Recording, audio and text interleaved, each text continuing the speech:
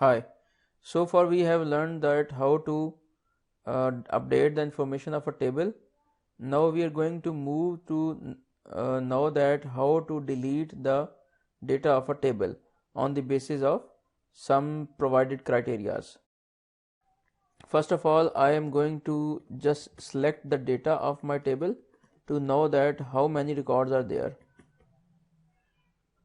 Select start from employee info and just keep it, remember that database name should be selected from the uh, drop down of available database list, this one.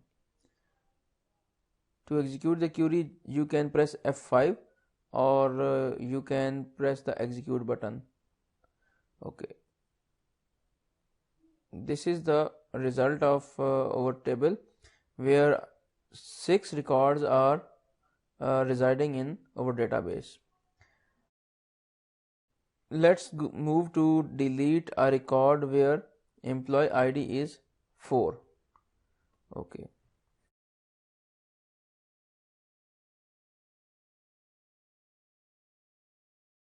To delete, the keyword is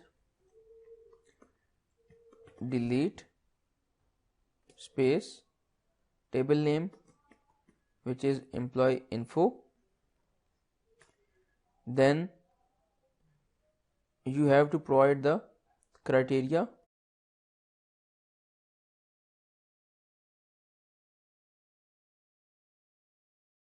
Write the keyword where employee ID is equals to this one 4. If I will execute this statement, it will delete the row having employee ID 4 where name is equal to Ibrahim and address is JKL Lane UK. Okay, let's execute the delete statement. Just one thing that you will have to keep in your mind before deleting any update statement or any delete statement, that you will always have to provide the where clause, which should be validated uh, with intensive care, as if you will ignore to write the where clause or you mistakenly provided a wrong where clause, then this could impact your whole table as well. For example, if I write the delete statement without any where clause, it will delete the complete data of my table. Okay, and same is the case for update statement as well. Or if I place a wrong where clause, for example, if I use a column, for example date of birth, and say that all those records should be deleted where date of birth is like this, then it will delete all those records where date of birth is this, and you can see that there are multiple records where same date of birth exists. Okay, so please uh, analyze your data that you want to delete and identify the proper key through which you are going to delete the data. Okay, just come back to our original query, which was where employee ID is equals to 4.